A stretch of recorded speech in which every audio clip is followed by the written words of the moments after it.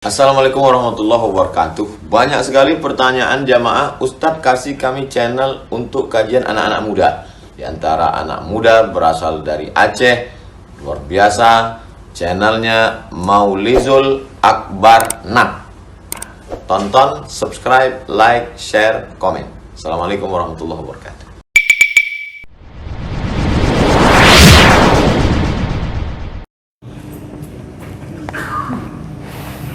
Assalamualaikum warahmatullahi wabarakatuh. Alhamdulillahirabbil alamin. Hamdan katsiran thayyiban mubarakan. Asyhadu an la ilaha illallah wahdahu la syarika lah wa asyhadu anna Muhammadan 'abduhu wa rasuluhul karim. Allahumma shalli wa sallim ala nabiyyina محمد وعلى آله وأصحابه أجمعين. أما بعد، رب اشرح لي صدري ويسر لي أمري واحلل عقدة من لساني يفقهوا قولي. Segala puji bagi Allah, kemudian salawat dan salam pada Rasulullah, pada keluarga dan seluruh sahabat-sahabatnya. Jemaah salat subuh, bapak-bapak dan ibu, yang Allah muliakan insyaallah.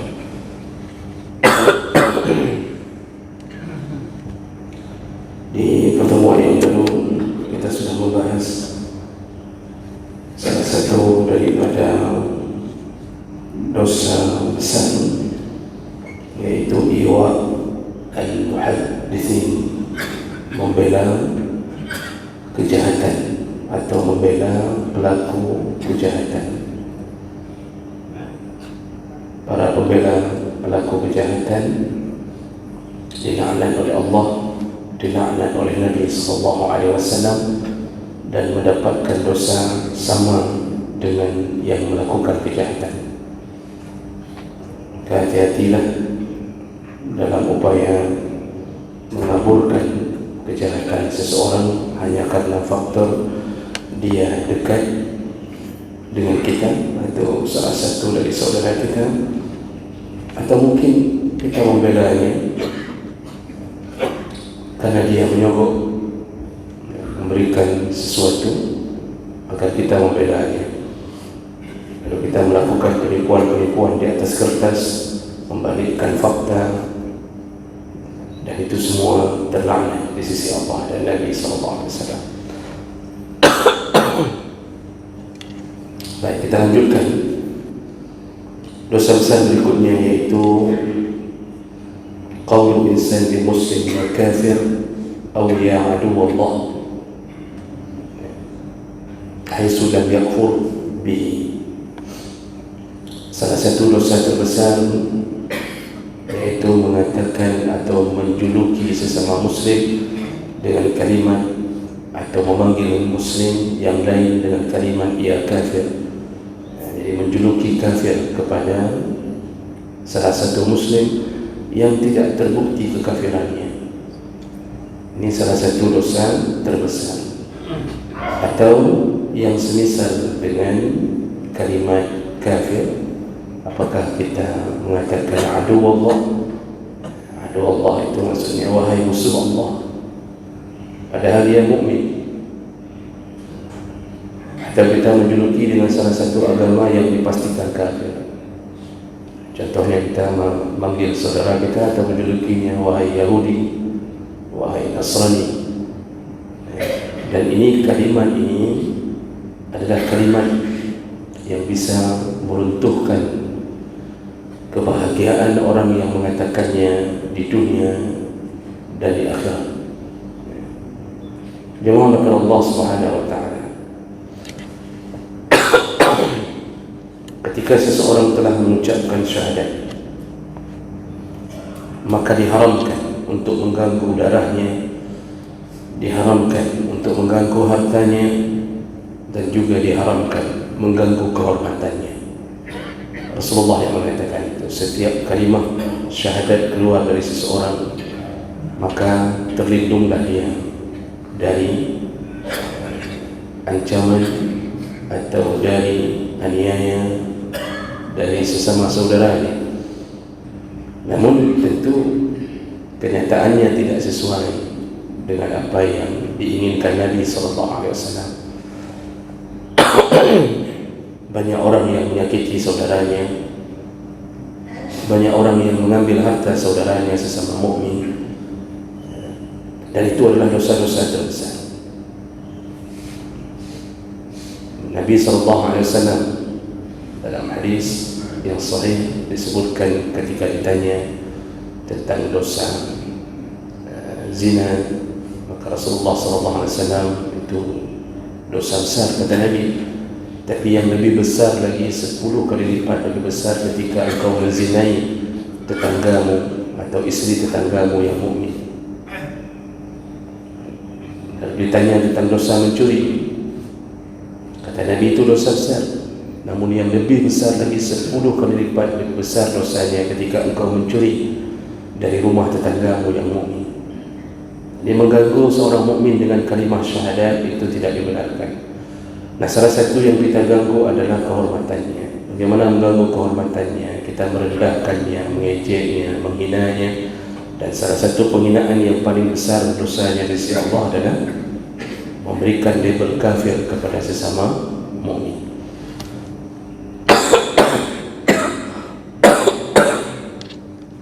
Makanya banyak hadis yang melaknat, mencela orang-orang yang mencela mukmin. Di antaranya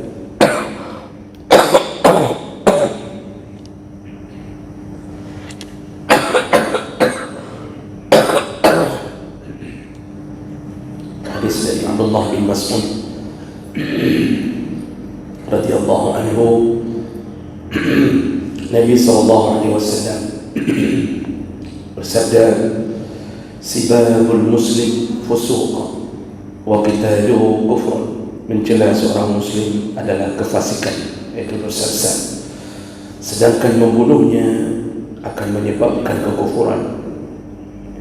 Artinya Allah yang akan menganggap pembunuh itu seperti dosa orang kafir.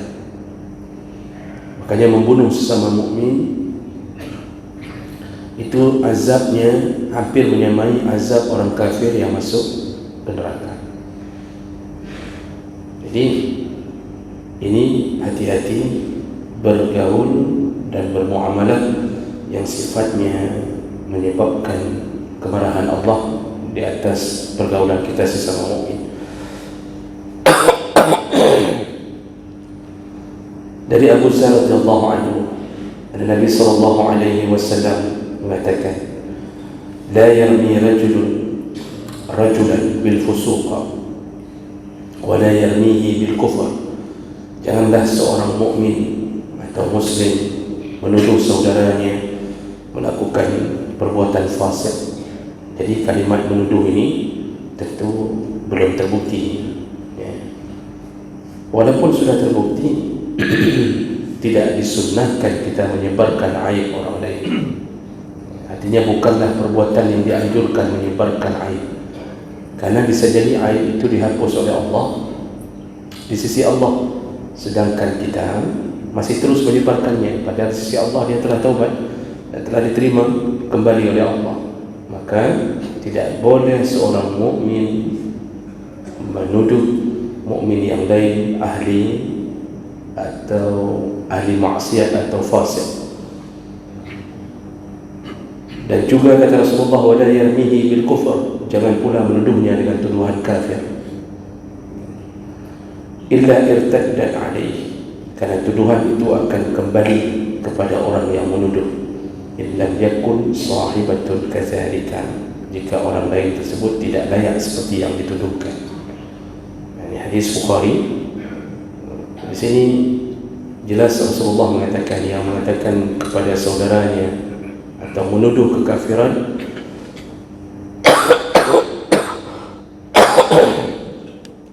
maka kekafiran akan kembali kepada orang yang menuduh. Maksudnya, siapa yang mengatakan kepada orang lain kafir tanpa bukti, maka orang itu akan mendapatkan dosa tuduhan itu, maka dia jatuh ke dalam dosa besar. Dan ini didukung oleh beberapa hadis yang lain dari Abdullah bin Umar radhiyallahu anhu, Nabi sallallahu alaihi wasallam qala ayyuma rajulun qala li akhihi ya kafir, kalau ada seseorang mengatakan kepada saudaranya wahai kafir, faqad ba'a biha ahaduhum, maka kalimat itu akan kembali kepada salah satu dari keduanya. Kalau benar dia kafir, maka itu wajar. Tapi kalau tidak benar bahwa dia telah kafir atau telah murtad, maka kalimat yang kita ucapkan kepada saudara kita itu akan kembali ke kita. Maksud kembali kita lah yang kafir sebenarnya. Dan tentu ini bukan maksudnya otomatis kita menjadi kafir, tapi dosanya kita yang tanggung. Tadi kita berusaha mendosakan orang lain, padahal itu tidak benar, tidak sesuai dengan apa yang dituduhkan, maka dosa itu kembali ke kita. Sebagaimana besarnya dosa menjadi kafir, begitulah besarnya dosa menuduh orang lain kafir, dan dia kembali kepada orang yang menuduhnya.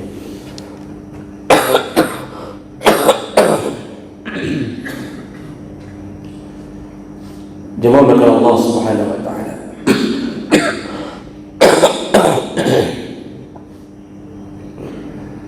Jadi masalah ini sebenarnya bermula dari pelaku mungkin terlalu bersemangat dalam beragama sehingga melihat orang lain seakan-akan ketika ada sedikit kesalahan yang dilakukan seakan-akan menjadi sesuatu yang menyebabkan halalnya mengatakan orang menjadi kafir. Ini beragama adalah sesuatu yang dituntut, tapi terlalu bersemangat sampai lupa kaedah-kaedah, lupa tuntunan, batasan-batasan, itu dilarang. Jadi hati-hati menjadi orang yang punya sifat terlalu ekstrim, sehingga ketika kita merasa diri berada di posisi yang saat itu Allah izinkan berada dalam kebenaran, kita merasa orang di luar kita semuanya adalah orang-orang yang tidak benar, sehingga mudahnya meluncur kalimat dari bibir kita kepada orang lain, wahai kafir, engkau Yahudi, engkau Nasrani, engkau begini dan begitu. Nah, itu efeknya besar. Kalimatnya singkat, tapi efeknya besar.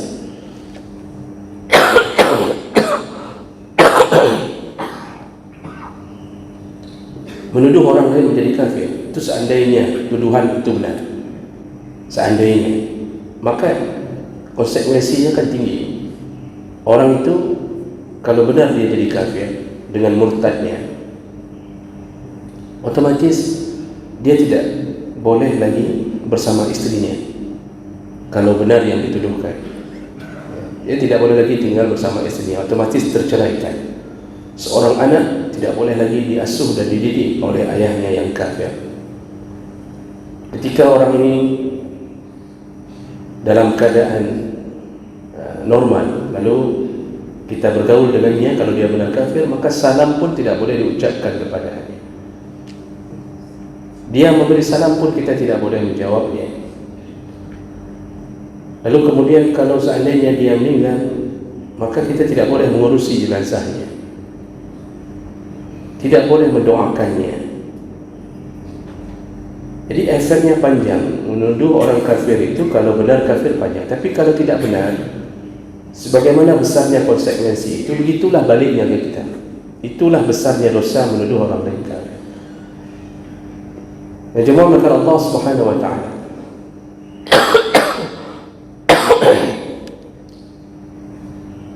jangankan menuduh orang lain kafir.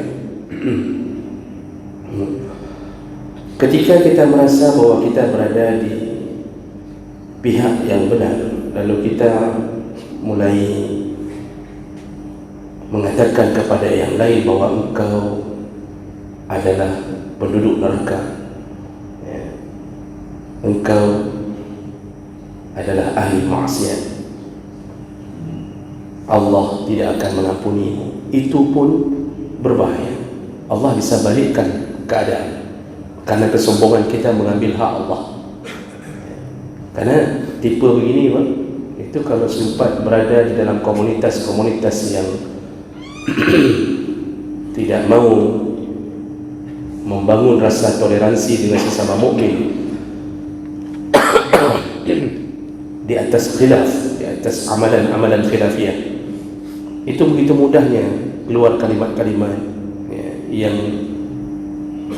membuat orang lain berada di posisi seakan-akan ahli neraka, hanya gara-gara urusan khilafiyah, hanya gara-gara kunut langsung dia tuduh saudaranya engkau ahli neraka, hanya gara-gara 8 rakaat dan 20 rakaat tarawih lalu dia mengatakan saudaranya ahli neraka, yang ahli neraka. Atau macam-macam kalimat yang semisal dengan itu. Kita binatangkan, kita lakukan, kita provokasi orang untuk membenci mereka apapun bentuknya. Itu pun tidak dibolehkan. Makanya berhati-hatilah dengan sikap sombong yang selayaknya dimiliki oleh Allah Subhanahu wa taala. Hanya Allah yang berhak, hanya Allah yang berhak memberi hidayah, dan hanya Allah yang berhak membuat seorang hamba berada di atas garis kekafiran atau kemaksiatan. Kita disuruh berdakwah. Tidak penting bagi kita apakah dia berhasil kita dakwahkan atau tidak. Makanya Allah memberi batasan kepada para nabi untuk nabi tidak kecewa di atas dakwahnya. Kata Allah, wa ma 'alaika illa al-balagh. Wahai nabi, tugasmu hanya menyampaikan. Makanya Abu Talib pun tidak mampu diberi Islam oleh Nabi. Dan Allah telah menegaskan, bukan engkau yang memberi hidayah, tapi akulah yang memberi hidayah. Maka di saat kita sedang mendapat hidayah, jangan kira bahawa orang lain seakan-akan tertutup pintu hidayah untuknya.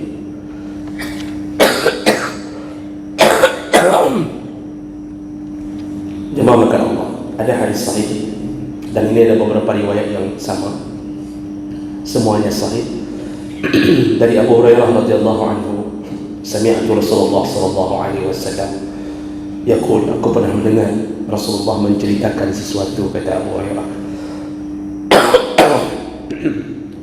Ceritanya ini agak panjang, Pak, karena banyak iklan batuknya. Sebenarnya ceritanya pendek saja, cuma iklan batuknya yang banyak sehingga agak terkesan panjang.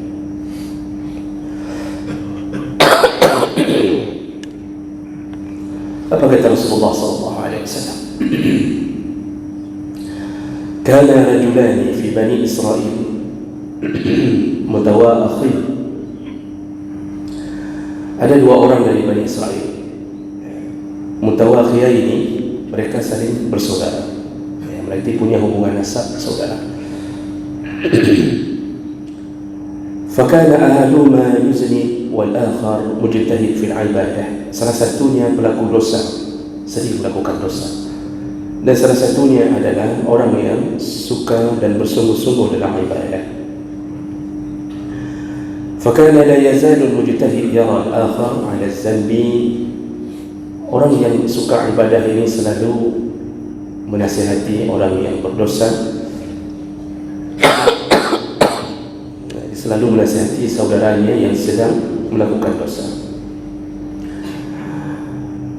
Lalu pada suatu hari, karena dia sudah bosan menasihati, fayaqulu aqsir, wajadahu yawman 'ala zanbin faqala lahu aqsir. Ketika pada suatu hari didapatkan saudaranya terus melakukan dosa, dia mengatakan, berhentilah dari dosamu ini, berhentilah. Lalu kemudian saudaranya yang ahli dosa ini, ahli maksiat ini mengatakan, faqala khallini wa rabbi ab'asta 'alayya raqiban. Jadi katanya kepada saudara, cukuplah engkau menasihati aku. Kalau bahasa Inggrisnya, kerusankah, bukan urusanmu, cukuplah engkau menasihati aku. Apakah engkau diutus oleh Allah sebagai pengawasku? Ini kata ahli dosa. Engkau diutus oleh Allah untuk mengawasiku, katanya. Apa urusanmu dengan dosaku? Biarkan aku khadlini wa rabbi, biarkan ini urusanku dengan Allah Subhanahu wa taala. Nah, kata si pelaku dosa. Lalu karena sudah disebutkan kalimat itu, faqala, saudaranya yang ahli ibadah ini mengatakan, wallahi, demi Allah. Dia memakai nama Allah, demi Allah, la yaghfirullahu laka atau la yudkhilaka Allahu al-jannah, demi Allah, tidak akan Allah ampunkan dosa-dosamu dan Allah tidak akan memasukkan kamu ke dalam surga. Jadi dia memakai nama Allah dengan mengatakan engkau tidak akan diampunkan dan engkau tidak akan masuk surga. Tidak akan, kata dia.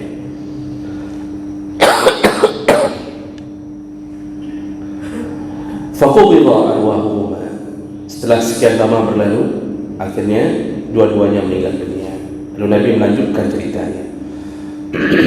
Jadi setelah meninggal, faqubida fajtama'a inda rabbil alamin. Kedua ruh orang ini dihadapkan di hadapan Allah Subhanahu wa taala.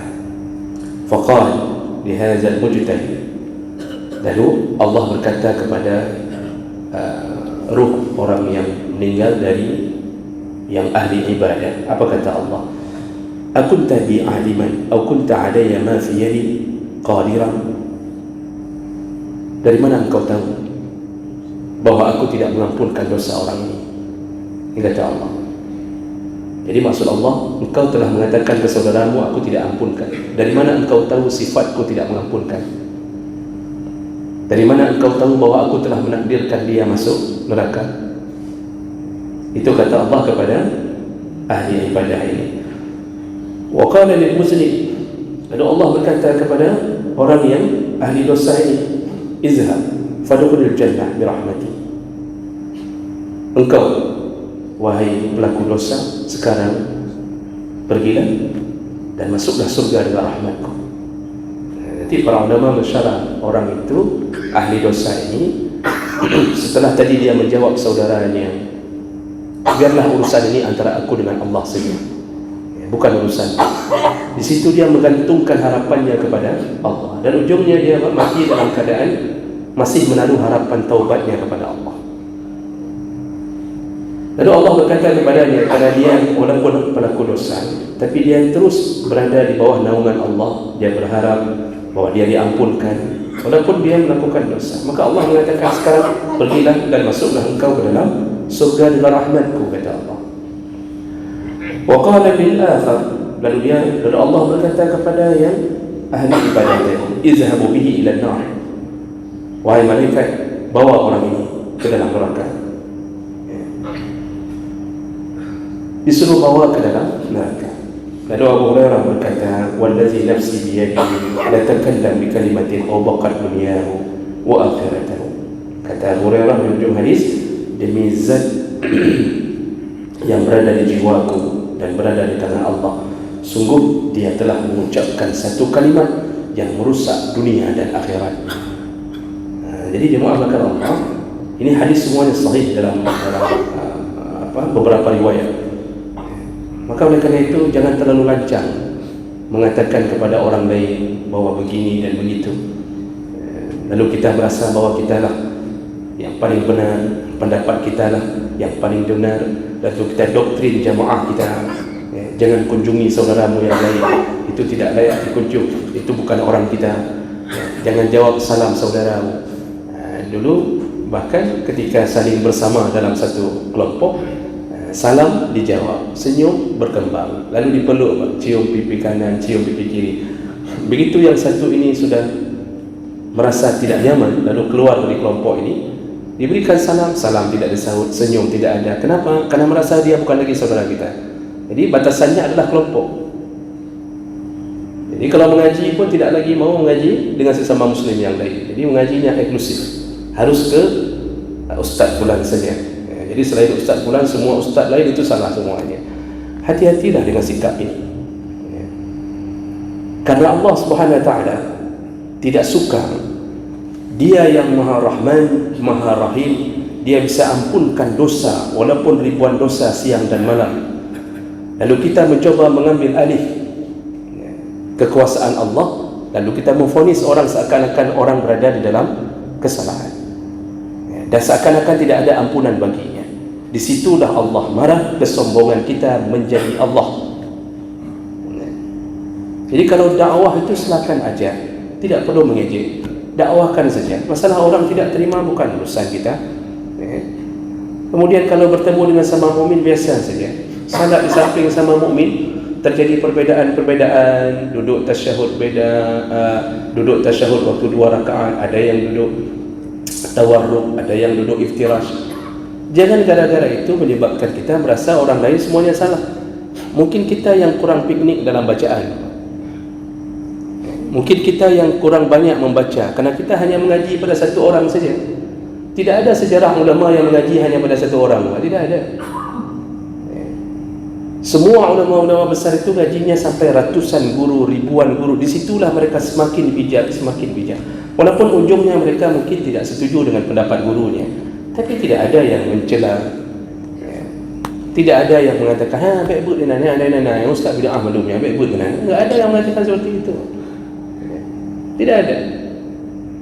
Imam Hambali muridnya Imam Syafi'i. Tidak pernah Imam Hambali mencela gurunya. Imam Syafi'i pun tidak pernah mengatakan ke Imam Hambali ketika pendapat-pendapatnya berlawanan dengan Imam Syafi'i. Tidak pernah keluar kalimat Imam Syafi'i bahawa nyan gurel, nyan murid demurka di gurel. Enggak ada kalimat itu. Ini murid-murid durhaka ma guru. Enggak ada. Biasa saja, karena itulah pengalaman orang yang mencintai ilmu. Jadi apa yang kita sebutkan ini adalah salah satu cara untuk merendahkan hati. Makanya ini menjadi pelajaran. Ketika anak kita sedang melakukan dosa, didiklah dia, nasihatilah dia. Dipukul boleh sekedarnya saja, tapi jangan sampai memvonis akan dia akan menjadi penduduk neraka. Bisa jadi meninggalnya kita, kemudian dia bertobat di sisi Allah, seluruh pahalanya akan membuat kita bahagia di alam kubur. Padahal anak itulah dulu yang kita hinakan. Mungkin anak itulah dulu yang kita anggap dia bukan anak yang berguna. Tugas kita mendidik, tugas kita mengajar, dan semua urusan biarkanlah Allah. Dan satu kalimat yang paling penting bahawa gantungkanlah terus harapan pada Allah. Jangan sampai merasa su'zan pada Allah seakan-akan Allah tidak menerima taubat dari seorang hamba. Jadi kalau suruh dakwahkan orang, suruh orang itu taubatlah, bertaubatlah. Jangan divonis engkau tidak akan masuk surga, engkau tidak akan masuk surga. Tapi kalau kita gantungkan kalimat boleh. Dimaksudnya kalau engkau mati dalam keadaan su'ul khatimah nanti tidak taubat, engkau tidak masuk surga, itu boleh. Kita tidak memvonisnya, kita hanya memberitahu hati-hatilah kalau engkau tidak taubat. Jadi ini pelajaran penting bagi kita. Jagalah lisan kita, jagalah bibir kita. Kalaupun ada sesuatu yang tidak mengenakkan di hati kita, tidak sesuai dengan apa yang kita yakini, tahanlah mulut, tahanlah lisan untuk tidak menghukumi seorang hamba dengan apa yang menjadi hak Allah untuk menghukuminya. Mudah-mudahan bermanfaat. Subhanakallahumma bihamdik, asyhadu an la ilaha illa anta, astaghfiruka wa atubu ilaik. Wassalamualaikum warahmatullahi wabarakatuh.